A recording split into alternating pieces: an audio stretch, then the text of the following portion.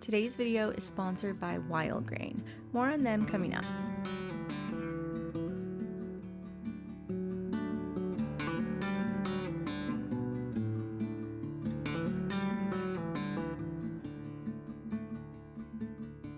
This week, or actually over the next few days really, I want to take you along as I'm making some comforting dinners that we can just kind of throw together in the midst of trying to get my kitchen resorted and figure out some better storage situations for some of my stuff. I tend to keep a lot of stuff on my counters, but sometimes I feel like I want to just minimize it a bit more so that I have more counter space to work with. And I'm also expecting a few things in the mail this week, so I'm going to show you how I store stuff and that kind of thing in just a bit. So I thought I would just take you along with me as I'm resetting this week in the midst of cooking some comforting dinners for my family. Here's a little bit of paint. We're always repainting our kitchen cabinets, and I've been doing a lot of that lately, but I need to scrape this paint off desperately. So ignore that, but here's what we have going on.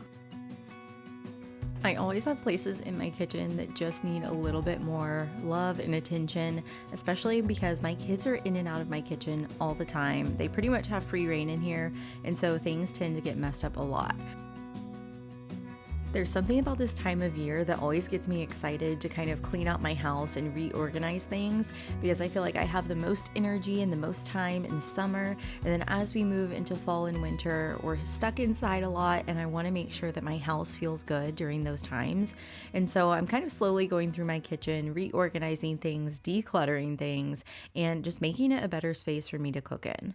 So I wanted to start in my silverware drawer. This is one of the most important drawers in my kitchen. And it was full of miscellaneous objects and things that we get from out to eat, whether it be a sauce or just like plastic silverware. So I wanted to start there, and I started by finding these little organizers. I wanted something that wasn't plastic in my drawer, and so I thought using these little kind of wickery rattan baskets would be the perfect thing, and super easy for my kids to figure out how to sort our silverware whenever they're pulling stuff out of the dishwasher to put it away.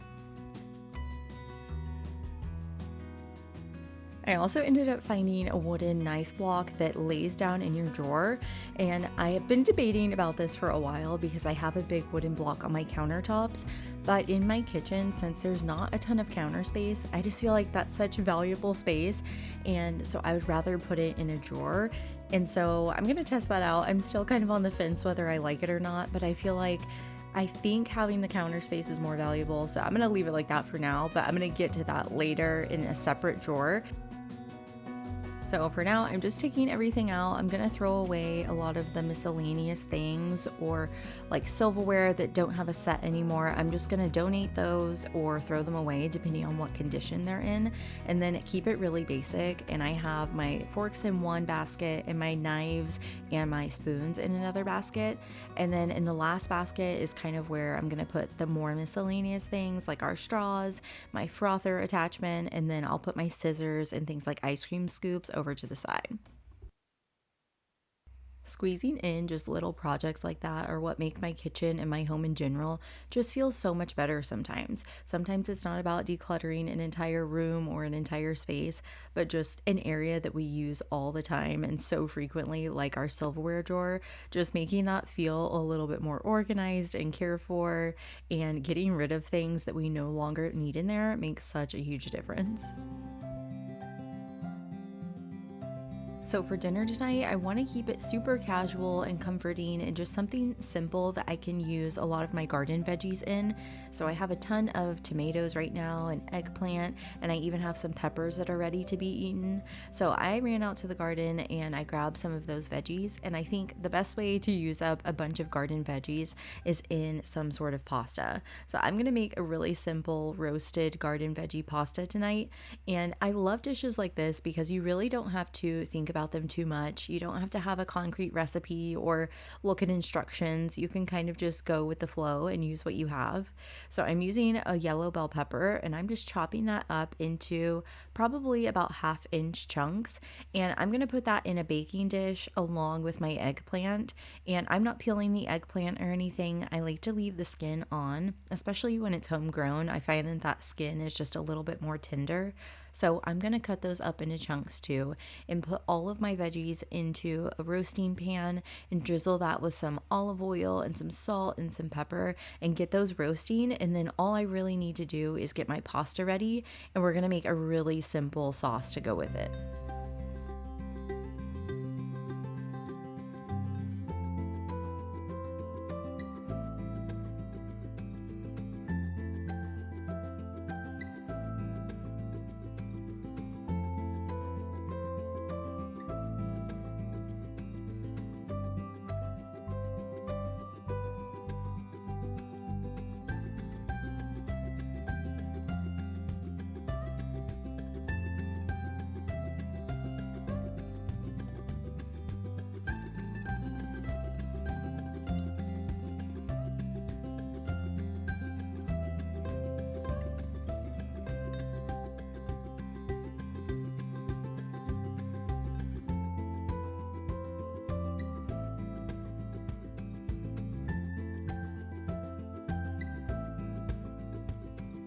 You can also roast a whole bulb of garlic. Sometimes I'll do that. I'll just cut the top off of the garlic and then drizzle that with oil and some salt and let that roast too. I figured that these were going to cook a little bit quicker, so I decided just to do a little bit of garlic powder and get those in the oven quickly while I cook my pasta. So I've got some boiling water, and I always add in some oil and some salt to it, and especially this time because I'm going to end up using some of that pasta water to help make our sauce, because it's going to be a really simple sauce. I like to use pasta water, and then I like using either chicken broth or chicken bone broth is even better because it's kind of more concentrated, and I just put that in the pan. There's still some noodles that kind of stuck to the bottom, but I'm leaving those in there. It'll be fine.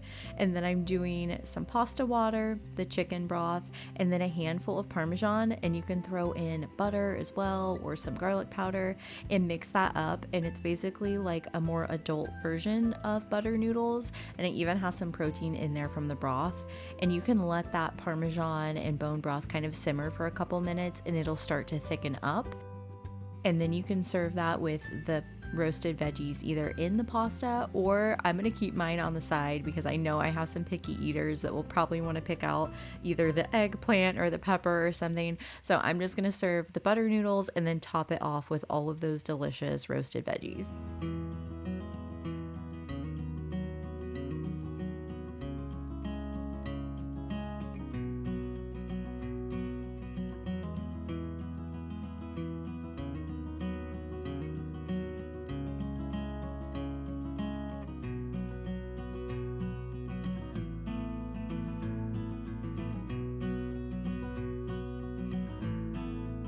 Something that always makes my kitchen feel together and homey is having a bowl of fruit on the counter. So I'm gonna wash up some fruit real quick, and for that I just make a simple water with baking soda mix, and I'll just swirl it with my hand and then let my fruit sit in there for about 15 minutes before I rinse it off and dry it and then put it in a bowl on the counter. And it just makes it feel so homey, and it reminds my kids to go for fruit instead of snacks. And so I love having it just around to look at. It works as decor, but it also works just to serve our purpose of eating fruits and veggies. Now I'm moving on to my other drawer, and this is one of the mini, what we call junk drawers in our kitchen. I feel like we all have one of these. It's just kind of a catch-all. But I decided to take everything out of this drawer and keep what I want in a canister. That way I can just grab it out and don't have to kind of go searching through the drawer. And I have these little, I guess they're door stoppers or drawer stoppers. You put them on the back of your kitchen cabinet drawers or doors just to make sure it's not hitting the cabinet. But I actually put a couple of them at the end of the knife holder to keep it from slipping around in the drawer. So I found that really useful. And then I just slid all my knives in there, and I love that they can just be tucked away in the drawer.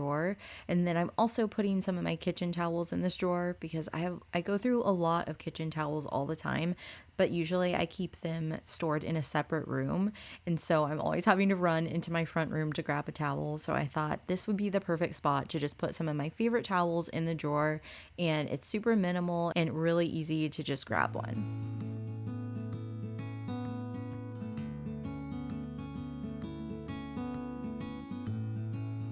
I find that in the kitchen, one thing that helps me stay a little bit more organized in a smaller space is having zones. So in each spot of my countertop, it kind of works efficiently to turn it into a little zone. So by the stove, I have things like oil and salt and pepper and butter. Those are things I use when I'm right at the stove and usually cooking in the pan. And so I like to have that stuff right on hand right there. But then I also have things like my food processor and a KitchenAid stand mixer and my Nutri-Mill. And so I'm using the grain mill kind of frequently right now. And so I thought I would make it its own little designated spot. So I found this new glass canister, which I really love because it has a huge opening on the top so I can fit my big 1 cup measuring in, no problem. And so I'm putting some of my kamut grain in there and making a little zone with my bench scraper, and I'll put my scale there too, my digital scale. And then I'll wash that cutting board and I'm going to put that back under where my oil is, and it just kind of helps keep everything tidy, almost like a basket. After dinner, I took some time to wash up some blueberries that we have from a local farm, and so I rinsed those and picked all the sticks out because tomorrow I'm going to be making a delicious blueberry bread recipe, and so I wanted to make sure that those were dry and ready to go for tomorrow.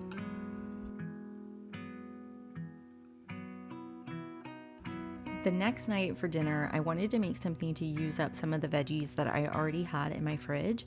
So I had some baby carrots that we've been dipping in homemade ranch nonstop, and they were gonna go bad soon, so I thought it was a good time to use those up, along with some green beans that have been in the fridge. So I'm making some of my favorite simple roasted carrots. I love these as a side for dinner. They're so easy, but they're delicious.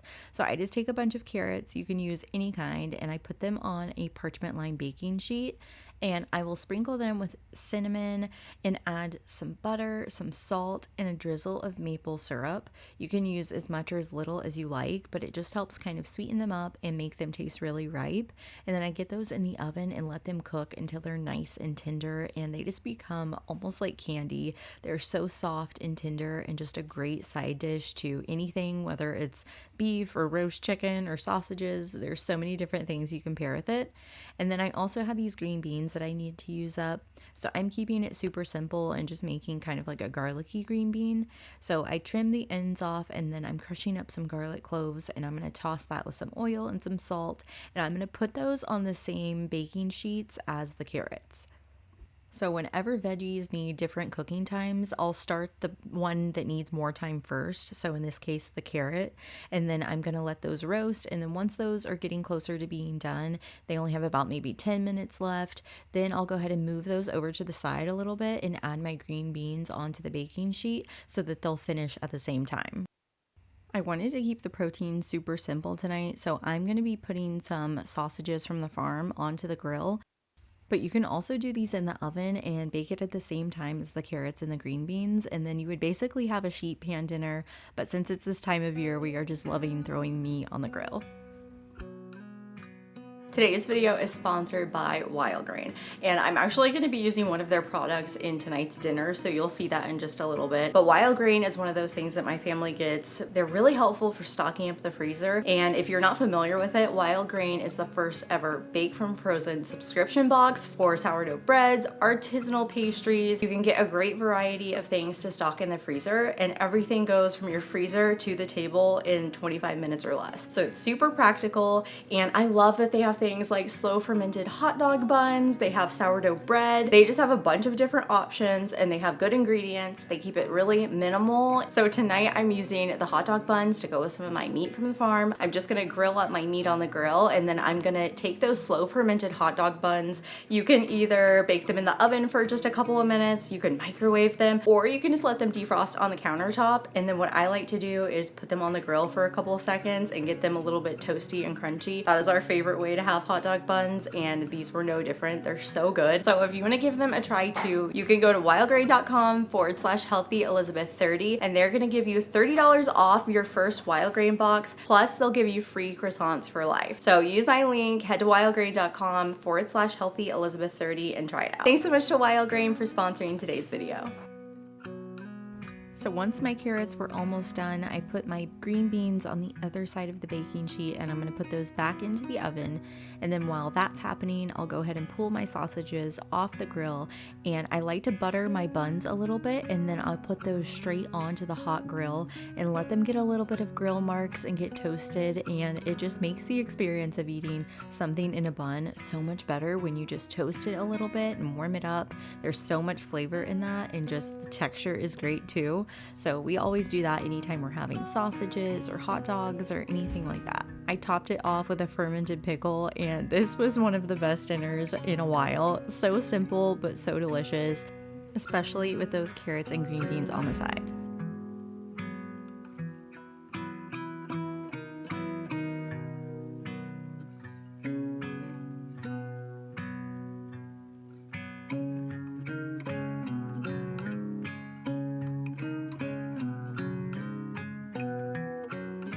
So some of the other things that came in this week were my farm meat. So I've got a big box of farm meat that I put in the freezer, and as well as my kamut flour that I just order in bulk online and they ship it to me in a big bag. And then I store it in one of these bulk food containers. And I specifically like this one because it has a flap where you can just lift it up and you can scoop out flour with a measuring cup. Or what I've been doing is filling up my canister. I got one for my kamut berries and then one for my kamut flour. So I find the big container is great for just bulk food storage. I think this holds 25 pounds of flour. And then my little canister here holds a smaller amount for just everyday feeding my sourdough starter or bread making. And I find whenever I stock up on the basic things I use every day, it makes cooking so much easier because there's less to think about when you already have a few different kinds of meats on hand. You have plenty of flour or oats or whatever it is you reach for all the time. You're not having to think so much about a grocery list. You're thinking more about filler items, like what kind of vegetable do I want to pair with my meat and my bread or whatever it is. There's just less to think about, which is always helpful in the kitchen.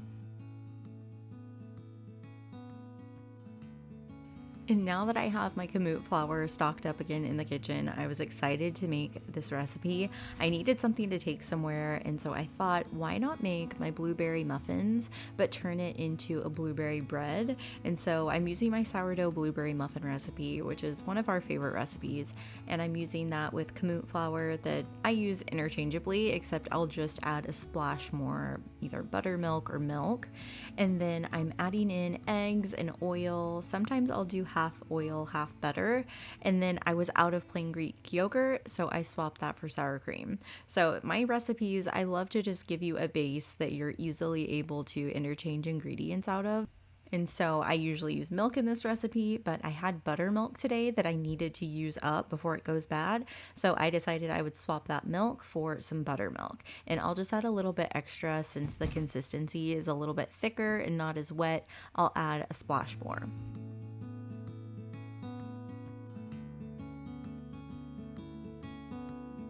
I like to do this recipe just by using cups and tablespoons to measure, but then when it comes to the sourdough starter, I find that that's a little bit harder to measure without using a digital scale. So I'm taking some sourdough discard. This is just my unfed sourdough starter. I'm measuring that using my digital scale just so I can get the right amount.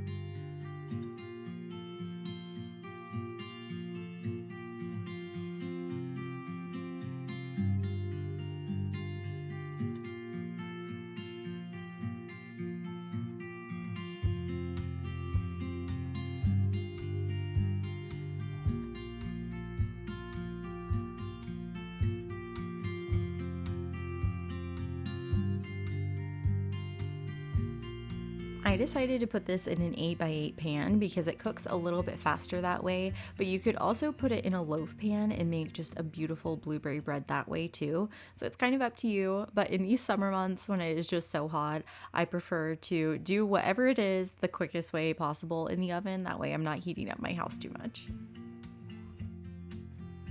This turned out so delicious, and I actually just tried to sneak a little piece on the edge because I was taking this to a potluck, so I didn't want to serve a whole slice yet. I wanted to wait until I brought it, but this turned out so good, and I think everybody loved it. It was really enjoyable and a great snack or breakfast option with a cup of coffee or tea.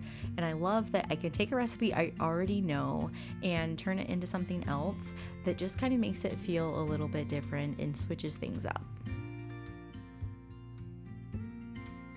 Well, I hope that you enjoyed coming along this week as I cooked some comforting dinners for the family and reset my kitchen and just got it feeling like a more beautiful and comforting space to be in. Thanks so much for joining me in the kitchen.